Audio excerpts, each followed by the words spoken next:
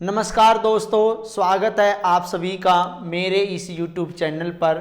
मैं विनीत आज फिर से एक और नई चीज़ आपके सामने लेकर आया हूं।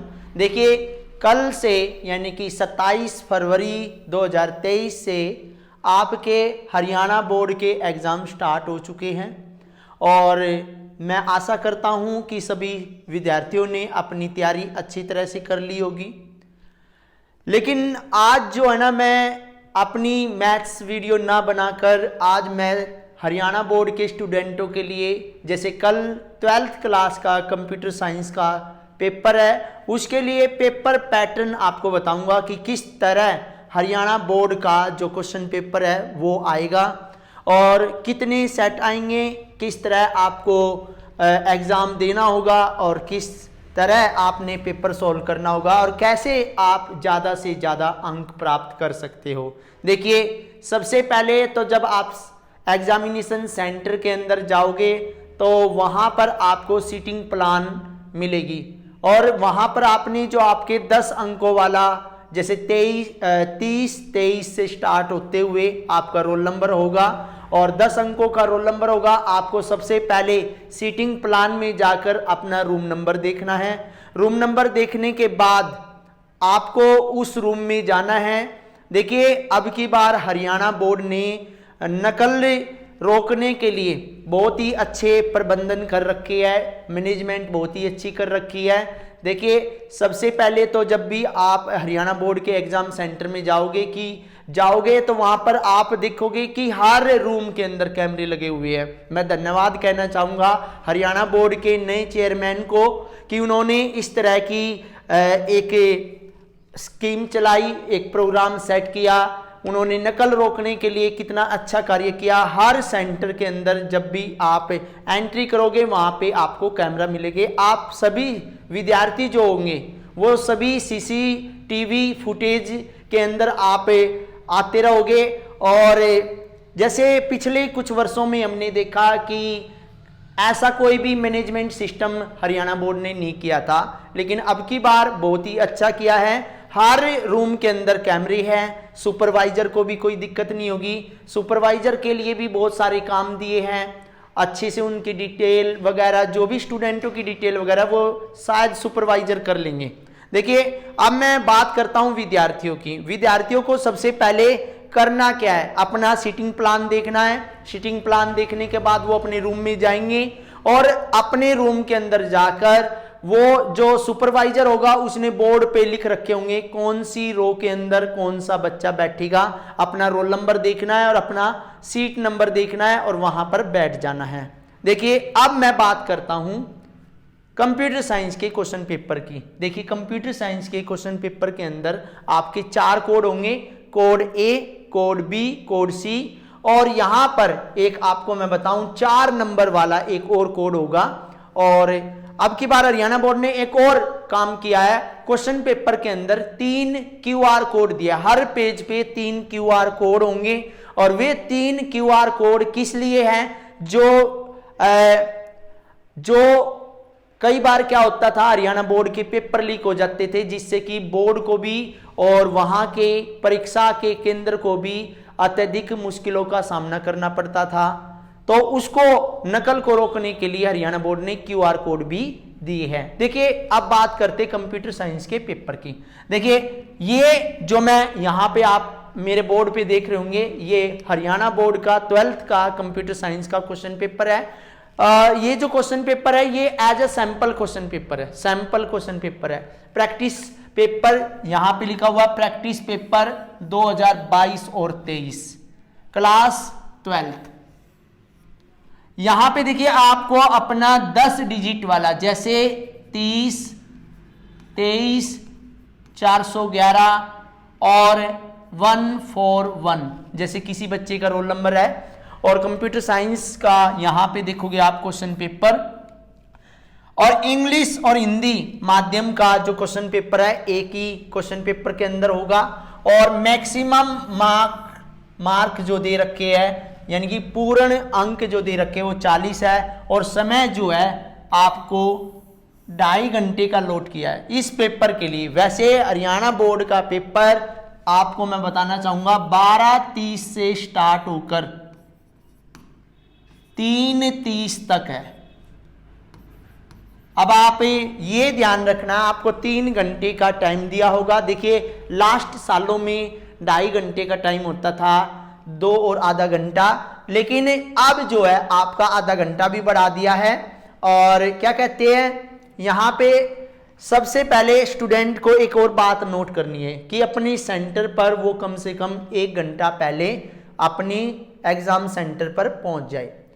अब जैसे ही आप क्लास में होंगे, क्लास में आप देख रहे होंगे कि सबसे पहले आपको आंसर शीट मिलेगी, उसमें आपने फॉर्मेलिटीज पूरी करनी है, रोल नंबर डालना है, क्वेश्चन पेपर का सब्जेक्ट लिखना है, कोड लिखना है, ठीक है, फादर का नाम लिखना है और गोले भरने हैं, रोल नंबर भरने हैं। तो आप यहाँ पे देखिए, जब भी क्वेश्चन पेपर मिलेगा तो सबसे पहले आपको उस क्वेश्चन पेपर में क्या चेक करना है।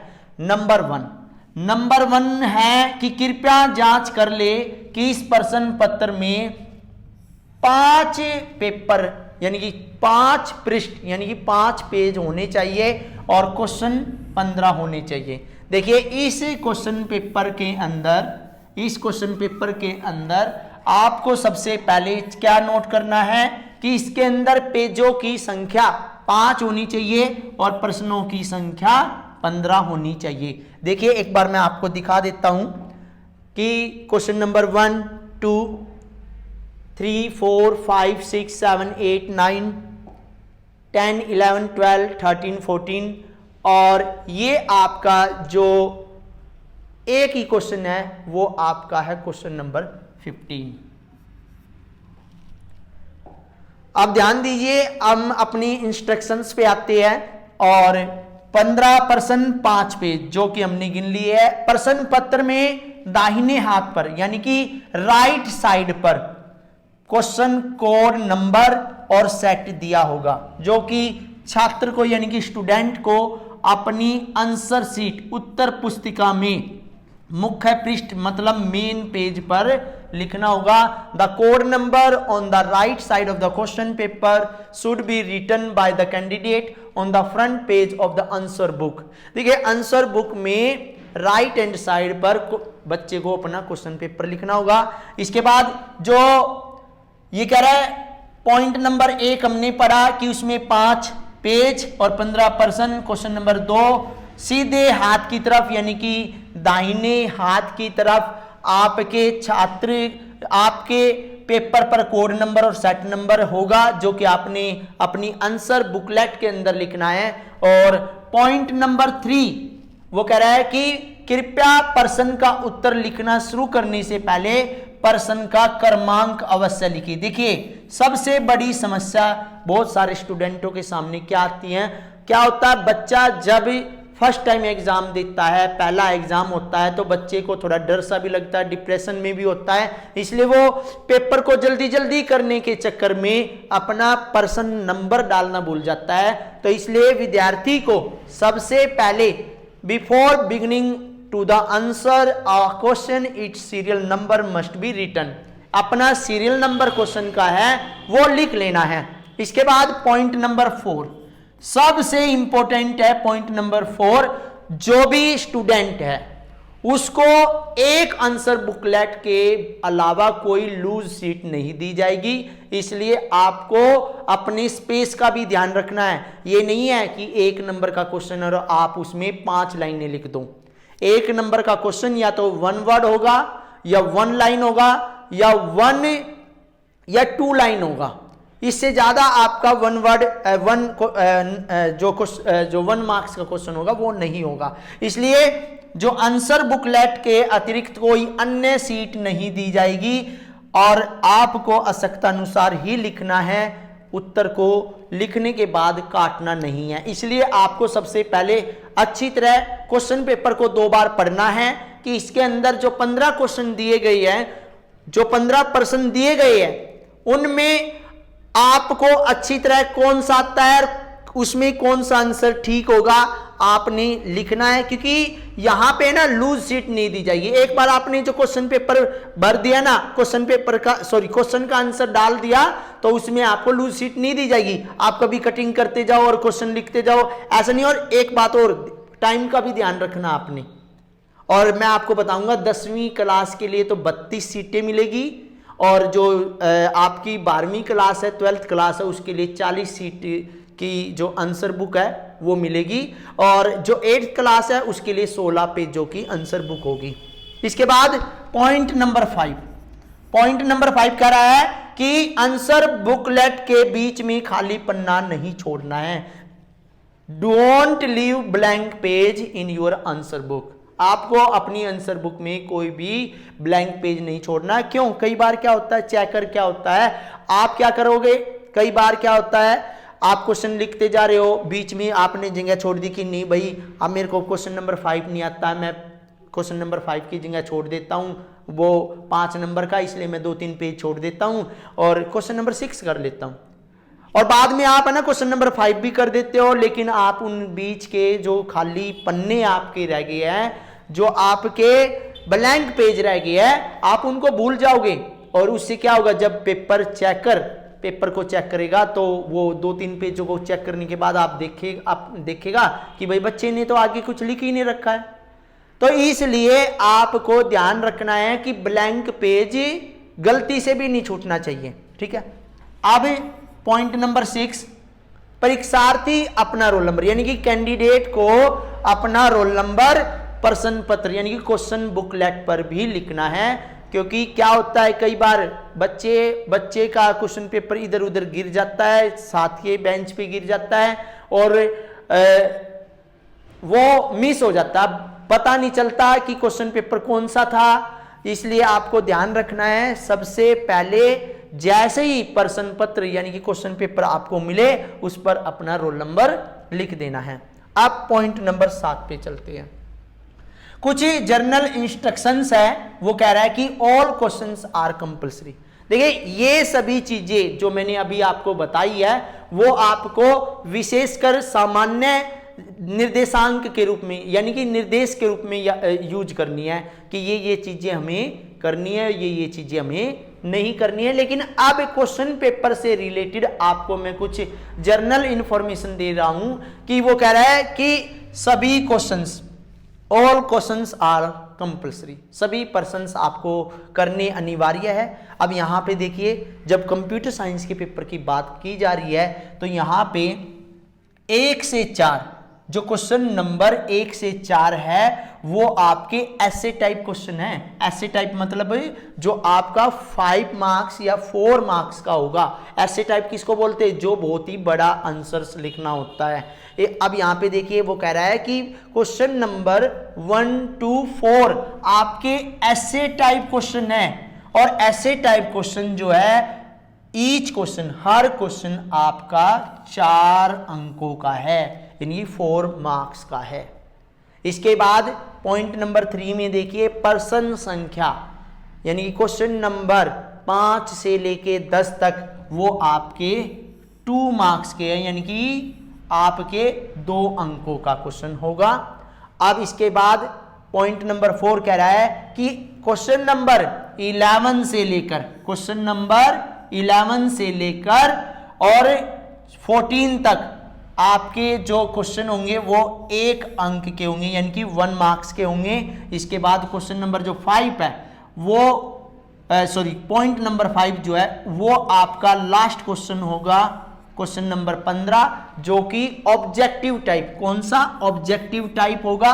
और ऑब्जेक्टिव टाइप है तो इसमें आपके 8 पार्ट दे रखे हैं, और 8 पार्ट में हर जो पार्ट है वो 1 नंबर का है। आप ध्यान से देखिए, सभी क्वेश्चन करने जरूरी है। क्वेश्चन नंबर 1 से लेके 4 तक आपके 4-4 अंक के होंगे, 4-4 मार्क्स के होंगे। क्वेश्चन नंबर 5 से लेकर क्वेश्चन नंबर 10 तक आपके 2-2 अंकों के होंगे। क्वेश्चन नंबर 11 से लेके 14 तक आपका 1 अंक का होगा, और जो क्वेश्चन नंबर 15 है वो आपका ऑब्जेक्टिव टाइप होगा। एक बार फिर से मैं आपको ध्यान दिलाना चाहता हूं कि एक तो सभी क्वेश्चन करने बहुत ही जरूरी है, देखिए खाली पेपर में कोई भी टीचर आपको नंबर नहीं देगा।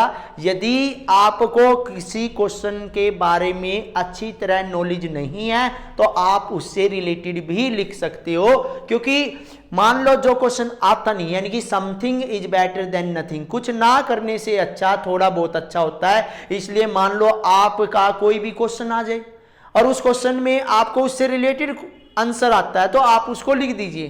कोई ना कोई टीचर जैसे पेपर चेक करेगा तो वो देखेगा कि यहाँ पे बच्चे ने क्वेश्चन से रिलेटेड लिख रखा है, और क्वेश्चन से रिलेटेड जो लिख रखा है उसमें कुछ ना कुछ आपको नंबर मिल जाएंगे।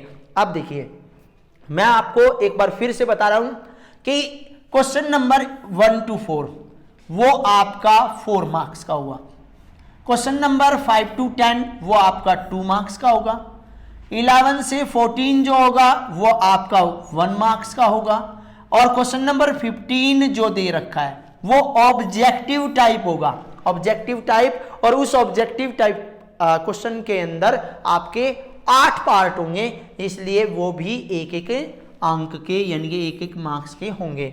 अब जैसे हम बात करते हैं बोर्ड के द्वारा दिए गए सैंपल पेपर की, यहां पे कह रहा है what do you mean by computer network. Question number 1 है कि कंप्यूटर नेटवर्क का मीनिंग क्या है and what are different type of network. तो आपको कंप्यूटर नेटवर्क के बारे में बताना, हमें पता है जब एक कंप्यूटर को दूसरे कंप्यूटरों के साथ जोड़ दिया जाता है तो वो एक कंप्यूटर नेटवर्क बन जाता है, जैसे लैन, मैन, वैन, ठीक है ना, और पैन, ये सभी इसके टाइप होते हैं। इसके बाद कह रहा है नेटवर्क ऑफ नेटवर्क्स क्या है, इंटरनेट को ये नेटवर्क्स को का बताना आपको, यानी इन 2 क्वेश्चनों में। और एक बात और ध्यान देनी है कि जो आपके 4 मार्क्स के क्वेश्चन होंगे सारे, जैसे 4 क्वेश्चन होंगे उनमें 1 क्वेश्चन, जैसे एक क्वेश्चन करना है उसके अंदर एक और भी होगा, आपको जो भी अच्छा आता हो वो आपने कर लेना है। क्वेश्चन नंबर 2 कह रहा है कि एसडीएलसी के विभिन्न चरणों की व्याख्या कीजिए, explain the different phase of SDLC. देखिए सबसे पहले तो आपको एसडीएलसी की फुल फॉर्म आनी चाहिए और व्हाट इज एसडीएलसी क्या होता है, और फिर उसके डिफरेंट फेज के बारे में आप बात करोगे। आप क्वेश्चन नंबर 3 इसका भी एक और क्वेश्चन दिया है, व्हाट इज सॉफ्टवेयर टेस्टिंग, कि सॉफ्टवेयर टेस्टिंग क्या होता है और डिफरेंट लेवल्स। अब इसके डिफरेंट लेवल आपको बताने हैं। डिफरेंट लेवल की बात करें तो बहुत सारे सॉफ्टवेयर टेस्टिंग के डिफरेंट लेवल्स होते हैं। इसके बाद question number 3, explain the concept of friend function. जैसे एक हमारी क्लास का फ्रेंड फंक्शन काम करता है, उसी तरह कंप्यूटर के अंदर भी फ्रेंड फंक्शन होता है। तो वो कह रहा है कि क्या कॉन्सेप्ट है फ्रेंड फंक्शंस का। इसके बाद इसके और में दे रखा define class and how it is declare, कि क्लास क्या होती है, उसको कैसे डिक्लेयर करेंगे, और एग्जाम्पल आपको देना है। इसके बाद कह रहा है डाटा स्ट्रक्चर, वो कह रहा है क्वेश्चन नंबर 4 में data structure and explain various type of data structure, various type of data structure, कि डाटा स्ट्रक्चर के वेरियस टाइप कौन से हैं। इसके बाद दे रखा क्यू डाटा स्ट्रक्चर दे रखा इसके और में, and algorithm to insert element in a queue, कि किस तरह एल्गोरिथम को एलिमेंट डालने, यानी कि एलिमेंट डालने के लिए किस तरह एल्गोरिथम हम लिखेंगे। इसके बाद क्वेश्चन नंबर जो 5 है वो कह रहा है व्हाट आर स्ट्रक्चर्स, स्ट्रक्चर क्या है। देखिए स्ट्रक्चर जो है ना C++ के अंदर होता है, write the syntax for declaring the structure in C++। इसके बाद क्वेश्चन नंबर 6 जो है what is the use of scope resolution operator, और इसके बाद what is domain name system, और what is body tag and what are its attribute, what are the various level of data abstraction in a database system। और question number 10 जो है explain with example insert SQL. और इसके बाद आपका question number 11 जो है वो कह रहा है व्हाट इज इंटरनेट, इंटरनेट क्या है, एंड व्हाट इज जैसे less than be greater than tag, ये क्या है, ये टैग क्या है, और what is the full form RDBMS। ये सभी आपको अच्छी तरह से याद होनी चाहिए। जैसे क्वेश्चन नंबर 15 के अंदर full form of FIPO, SQL in case sensitive language, ठीक है या गलत है। HTTP क्या होता है, फुल फॉर्म ऑफ HTTP जैसे हाइपर टेक्स्ट मर्क्यूप लैंग्वेज, जिस तरह HTML होता है उसी तरह HTTP भी होता है, और HTML file is save with किस में होती है, .html में होती है। और ये कह रहा है by default all the members are dash in a class. देखिए प्राइवेट, पब्लिक, प्रोटेक्टेड, और इसके बाद tag is use for subscript and in the body of the loop is executive at least once. और इस तरह आपके जो है 8 पार्ट दे रखे हैं। Last part which of the following is not a DML command. देखिए आपको मैंने इस सैंपल पेपर के बारे में बताया। इस तरह बोर्ड की साइट पे 2 सैंपल पेपर कंप्यूटर के दे रखे हैं, इसलिए मैं आपको एक राय देना चाहूँगा कि ये जो दोनों जो सैंपल पेपर बोर्ड ने दिए हैं, कृपया करके इनको जरूर पक्का करके जाए। That's question is very very important for your examination. और आई होप, मैं आशा करूँगा कि आप सभी का जो एग्ज़ाम है अच्छा जाए। धन्यवाद। जय हिंद, जय हरियाणा, जय भारत।